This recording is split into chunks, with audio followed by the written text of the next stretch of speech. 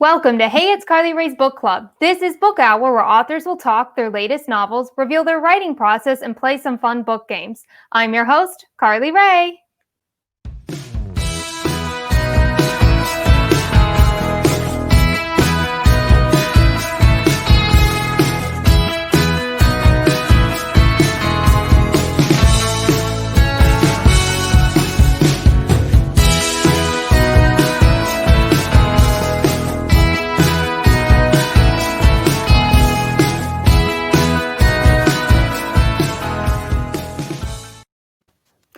Today, we have the king of Christmas fiction, New York Times bestselling author Richard Paul Evans. We're going to be talking about his latest novel, The Noel Letters, what it is about the Christmas genre that interests him, if he believes in the premises of the Noel Letters, The Truth Will Set You Free, and why, out of all of his 41 novels he's published, this is his wife's favorite. Plus, we're going to see how well Richard knows his facts about Christmas when we play Game Time. We'll dive in right after this.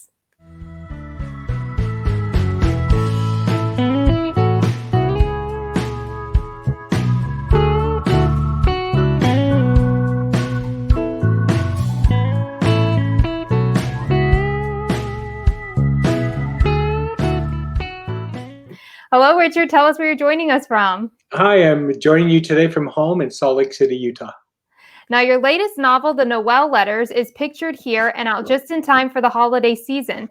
Tell viewers more about what they can expect from the Noel Letters without giving away spoilers. Oh, you don't want to know how it ends? Really? Noel Letters is a story of a woman named Noel Post. She's a book editor in New York, and she hasn't talked to her father in 10 years.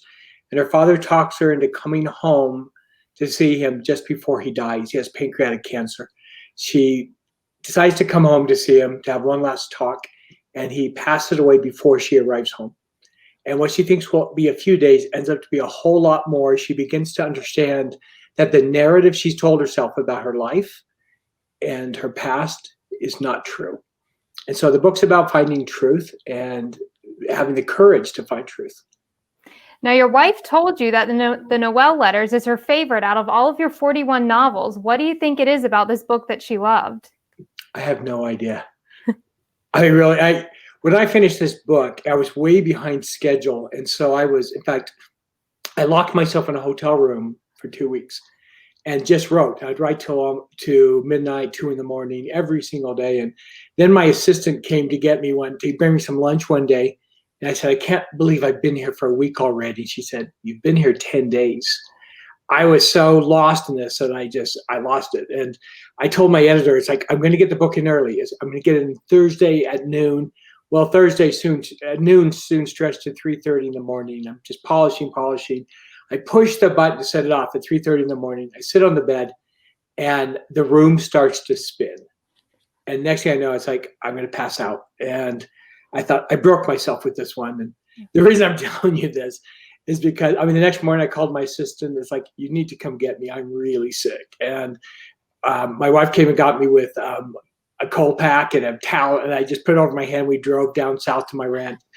And when I was done, it's like, you've heard it say that you can't see the forest for the trees, but I couldn't see the tree. My head was so stuck in and I was so into it that I thought, I don't know if this book is any good at all.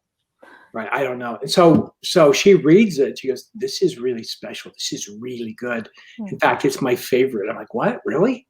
This one? All I can think of is it almost killed me. And then I started getting all these really great national reviews. And it's like, well, I guess it's good because everyone seems to love it. But I was angry at it for a while. It just about took me out. But I love it now. So it's good. Now, was that your first novel where you dove that deep into it? No. You bleed every novel. Every novel hurts. If someone tells you they're having fun writing, they're lying, or they're really not writing that well. It's like doing your tax returns. But on the other hand, it's also incredibly fulfilling, and I wouldn't do anything else. Well, one of the premises of the Noel Letters is the Bible verse, "The truth will set you free." Do you believe that statement? Do you have any personal experience with the truth setting you free? I probably more, and I have some that I just wouldn't want to share. But there are times when we believe things. We believe things about our childhood. Everyone believes things about their childhood that is not true. Yeah. And to actually face the truth takes a tremendous amount of courage. People have been quoting a lot the first paragraph of this book, and it's one of my favorites of all my books. Is it okay if I just read the opening? Yeah. Okay. It just says, "When I was young, my father taught me something that has given me considerable insight into humanity. As you walk through life," he said, "don't be surprised to find that there are fewer people seeking truth than those seeking confirmation of what they already believe." Yeah. And so we call this confirmation bias, but it seems like, and she goes on to say that the shakier our beliefs, the tighter our grip. And I like to think of a ladder. If you've ever been on a ladder that starts to shake, we grab onto the ladder, but if the ladder's about to fall, that's the worst place to grab, right? Because you're going to go over with it. There's a time when you let it go and look for something else to grab onto. And that's what the book is about. She has in her mind, she thinks she's been wrong. She thinks she knows what's happened, and she really has no idea. And so the book is about truth and opening up to truth. Yeah. Booklist Review wrote, "The Noel Letters is a lovely read that beautifully contrasts the mistruths of memory and the redemptive power of new beginnings." What do you think they meant by mistruths of memory? Well, exactly what I just said, that we think things. I mean, I've gone back and looked at my childhood, and there were things that, like, songs weren't about what I thought they were about, right? There were things that I thought I was doing that had, it's like, now I get it, especially as a parent, to look back and see decisions my parents made. Like, oh, I understand. I can see where they're. Yeah. The letters scattered throughout your books are from a mystery source who uses the pen name Tabula Rasa. What does that mean, and what does it have to do with the story? Well, tabula rasa, if you look it up, it literally means in Latin blank slate. Okay, it's like to be scraped clean. And it's actually a really deep philosophy that we were born without any software, so to speak. Yeah. Okay, but we don't have to operate, and what we experience is the only thing we can know. In this case, tabula rasa is really referring to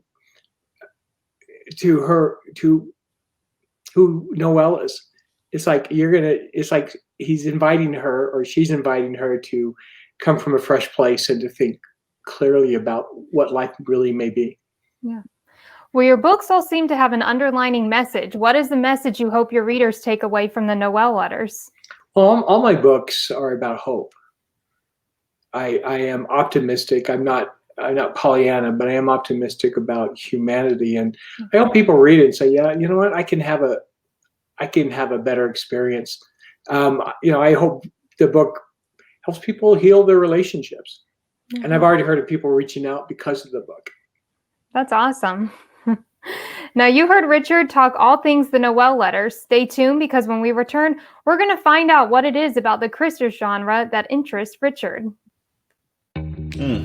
Coffee. The liquid that helps us start our day, or keeps us going at 2 p.m. when our keyboard pillow nap comes calling.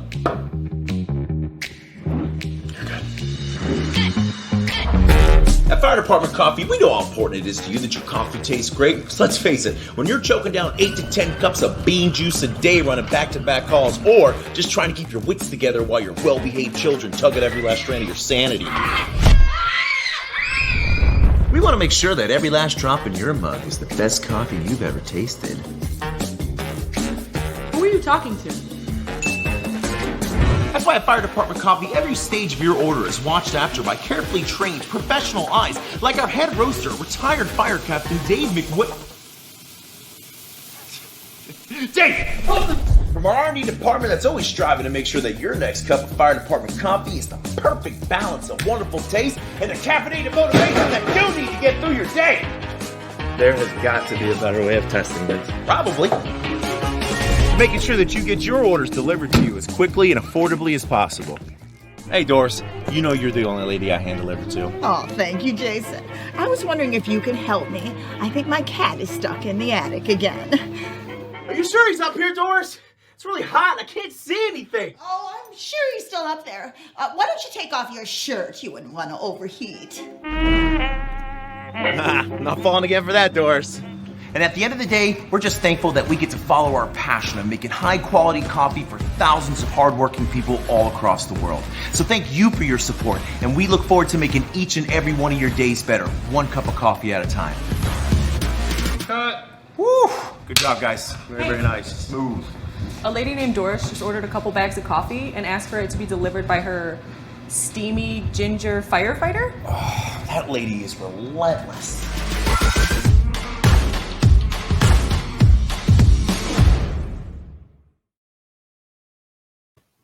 Welcome back to Book Hour. I'm your host, Carly Rae, here with New York Times bestselling author Richard Paul Evans. Now, Richard, the New York Times has called you the King of Christmas. Library Journal has called you the standard bearer of Christmas fiction. Tell us what it is about the Christmas genre that interests you. Well, my first book was a Christmas book, and I've always loved Christmas, especially coming from a difficult childhood. It was one time of the year that still seemed magical to me. And so when I wrote my first book, it was during the Christmas season, and I decided to write a book about what I was most passionate about at the time. I was a new father. In fact, you interviewed my first daughter, Jenna Evans Welch, and I wanted to write something about how these little girls had shaken up my life. And so I wrote a Christmas story, and it became massive. It sold 8 million copies. And it was the biggest book in the world for 6 weeks. And so it was just huge. It was a #1 TV movie of the year. And then after I wrote that, people started asking, well, what's your next book? And I didn't want to be typecast. So I started to try to push myself away from Christmas. So I wouldn't be this Christmas author. And after about 10 years of writing, my sales were just falling kind of on a regular basis. And I barely hit a bestseller list with my book, The Sunflower. And I thought, you know what? If I'm going out, I'm going to write one last Christmas story. And it exploded. The first week out, they went back for an extra 100,000 copies. People Magazine and Entertainment Weekly gave it A's on it. It's just like, it was huge. And I thought, you know what? I learned a lesson. You should dance with who brought you to the dance. And so from then on, I decided I would write a Christmas book every single fall. And I really enjoyed it. And especially right now where people are locked away and they're sad and they need inspiration. And I'll just, spoiler alert, this book will leave you happy. You will smile and cry at the end. And that's a good thing right now. Yeah. Now, do you go all out and decorating your house at Christmas? No, you would think I would. And I probably would if it wasn't for my wife, but my wife, Carrie's very OCD, and the clutter absolutely drives her crazy. And so it's almost this compromise. Okay, we'll do a really nice tree and a few decorations, and it's okay because I like my wife even more than Christmas, so that's all right. Now, 8 of your books have been made into major television specials. What do you currently have in production, and are there any movie plans for the Noel Letters? Oh, I'm really excited. Actually, my book, The Noel Diary, it will be my first feature film. It's being produced by Netflix, starring Justin Hartley of This Is Us and film director Charles Shire. So I'm very excited about that. That comes out next year. Also, my book, Noel, there's 4 Noel books, and this is the 4th. The Noel Street is actually being written and screenplay by the man who wrote Pretty Woman. And so it's exciting. A producer has reached out to me twice about the Noel Letters, said it would make a great movie, and wanted to know if it was okay to start shopping it. So right now I have a lot of things being produced. Some of those watching today will be familiar with my Michael Vey series. Michael's an international bestseller. It sold millions of copies, and I have 2 producers on that right now that hope to produce a series of movies based on that. So keep our fingers crossed. But really exciting things are happening in my career right now, especially in the film industry. Now, are you a part of the process with the production and everything? Not too much. Some with several of my movies were made by Hallmark, and one of them was a really big one. It was the #2 movie of the year with Hallmark, and it was The Mistletoe Inn. And I actually have a cameo. And I told the producers I didn't want to do cameos anymore because my kids mocked me. I did a cameo with Rob Lowe and Christopher Lloyd, and when I walked into the set, my kids were like, "Oh my gosh, Dad, don't do that. You're not an actor." So I thought, well, no more of that. And then they said, "Hey, we need a part for an author. Why not you?" So I flew up to Canada for the filming, and I play an author, and I actually did a pretty good job at it, they say. That's one role I do know how to play. So I sat there and signed books, and so if you watch the beginning of The Mistletoe Inn, you'll see me at the front of it. I'll have to go check that out. It was on the other day. Yeah, it did just air. Every time it airs, my fans show up and start telling me. So I always know when something's on. Well, walk us through how you craft your novels. Do you get a sudden strike of inspiration and start writing your novel, or do you carefully plan out each detail in an outline? Yeah, I'm a complete mess. Because I have a friend, if you read the Sword of Shannara, Terry Brooks is a buddy of mine, and he teaches that you just outline everything, every paragraph. And I'm the opposite. I'm kind of like an ad lib, like Robin Williams. I get up on the stage and see what happens. This is Noel Letters is not the book I thought it was going to be. It's a much better book than I thought it was going to be. It was actually a little bit lighthearted, and it turned into something very intense and very thoughtful. And I'm grateful for it because I love the book it ended up being. But when I started, it was a different direction. I liken my books into walking into a Victorian mansion. You don't really know until you get inside. You don't know where the stairs are, the closets, the doors, where they lead, the hallways. So I walk in and then I find something else. So I've never, out of 41 novels, I don't think I've ever written the book that I thought I was. Is there an all-time favorite novel you have written that you always hold dear to your heart? I'm looking around. No, I say it's kind of like saying which is my kids is my favorite. I was going to find you a copy of The Christmas Box. The Christmas Box is my first book. It still sold, far more than the rest of my books at 8 million copies, and it opened the door for the rest of my novels. So it made it possible. So that always has a special place. The Michael Vey series has been a lot of fun. Kids are fun to those who are familiar. They're fun to write to. And so in this book, when the final book in the series came out, my first book signing, I had 4,000 kids came. 4,000. It's like I signed until past midnight. It was crazy. And so I miss that. I miss writing for young adults. But like you saw, my daughter Jenna, she's writing that genre now, and I'm really proud of her. She's a very good writer. Yeah. She said she used to be your assistant.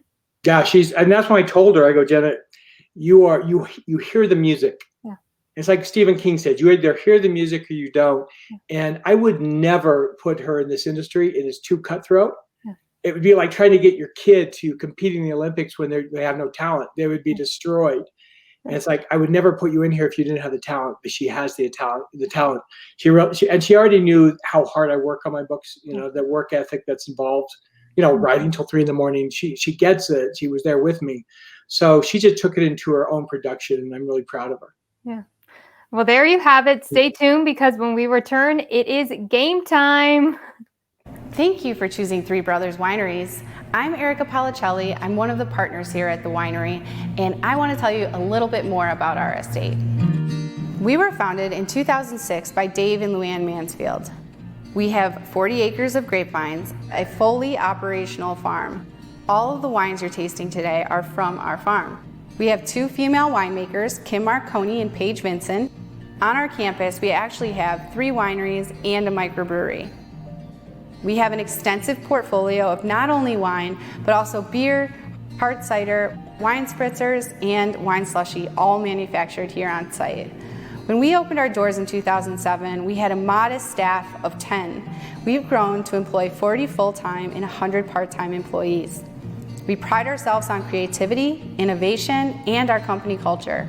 When you make a purchase from Three Brothers Wineries or Warhorse Brewing, you're supporting a majority women-owned small business, and we thank you for that. Welcome back. It is game time. The first game we are going to play is Trivia Christmas Edition. Richard, I'm going to ask you trivia questions from whiteelephantrules.com, and we're going to see if you can answer them. Bring it on. All right. The first question is, in the song Frosty the Snowman, what made Frosty come to life? Magician's hat. An old silk hat? Mm-hmm. Well, ding, ding, ding. You got that one right. So the second one is, what Christmas decoration was originally made from strands of silver? Oh, tinsel? Yes. Ding, ding, ding. All right. The third one, who played George Bailey in the Christmas classic? What? Yes. Jimmy Stewart, yep. All right. 4. Per a recent holiday fad, what spy hides around the house reporting back to Santa on who has been naughty or nice? Well, my grandchildren have reported it's Elf on the Shelf. I almost said Spy on the Shelf. Elf on the Shelf. It's kind of creepy. And he shows up in very creepy places. We enjoy it more than the kids do because he takes pictures and sends them to us. Yeah, and Pinterest has a lot where you can hide them around the house. Mm-hmm. All right, the last one is, what Christmas beverage is also known as milk punch? Milk punch is it eggnog? Yes. My Ding, favorite, ding, yeah. ding. I've never heard that, but I love eggnog. All right, well, the king of Christmas fiction does know his Christmas trivia. Yeah. So now we are going to play This or That Christmas Edition. All right, so the first one is Silent Night or Deck the Halls. Oh my gosh, both of them. It's We like, have a depends tie. on the mood. Yeah. If you want to be just on Christmas Eve, I take Silent Night. Eggnog or hot chocolate? Oh, that's tough. I'd have to go with eggnog. Pecan pie or pumpkin pie? Pecan pie. Home Alone or Elf? Elf. Multicolored lights or classic colored lights? We have red and white. I guess classic. Real tree or artificial tree? You know what? I would like to say real tree, but I have to say artificial after burning through 3 trees in 1 year. All right. Tree up before Thanksgiving or after Thanksgiving? After. Gingerbread or sugar cookies? Sugar cookies. Turkey or ham? Oh, that's a tough one. You know what? I have to say turkey just because my kids won't eat it. But if the honey baked ham, I love that. Yeah. And then the last one, candy canes or peppermint bark? Oh, peppermint bark. Are you kidding me? No one really eats candy canes. You just hang them on things. Well, that concludes game time. Richard, I want to thank you for being on Book Hour and joining us today. Before you go, tell viewers if you're writing more books. I am writing a lot more books. I'm actually working on 3 books right now. And I have 2 other contracts. So things are going really well right now. It's exciting. And they actually asked me today for the cover for my next Christmas book. It's like, give me a break. It came out 2 weeks ago. It's like, no, I don't know what my book is next year, really. But anyway. If viewers want to follow you on social media, where can they find you? Go to Richard Paul Evans fan page on Facebook, and also Instagram. It's Richard Paul Evans author, and it's the official. You'll see the official check that they put on it. So I'd love to have you come on. I have a thing. I like to do time-lapse photography. And so I try to put some fun things. Also, some of the celebrities I get to hang out with from time to time. So. Okay, so your Instagram is really fun. Yeah, do you like it? Yeah, I've been on there and I was like going through all of them. Yeah, and I love all the movies and all your books and everything. So I love seeing all that. Yeah, I posted something on Donny Osmond the other day. I was literally going on TV and you saw it, and I was about to go on. He stood outside the camera making faces at me. It's like you can't see this, but Donny Osmond's standing right here. And then he jumped in front of the TV and he goes, started singing "I'm a Vaniac." And, you know, my Michael Bay book, that's what the fans call themselves. It was kind of really awesome. Very distracting to be on live TV and have tens of thousands of people watch you just bumble. Well, you heard Richard. Go check out his awesome Instagram page right now. All of his social media handles are in the description below. Richard, thank you so much for being on Book Hour. And for those watching, I hope you have a great day. CarlyRae, you're fantastic. Thank you. Blessings.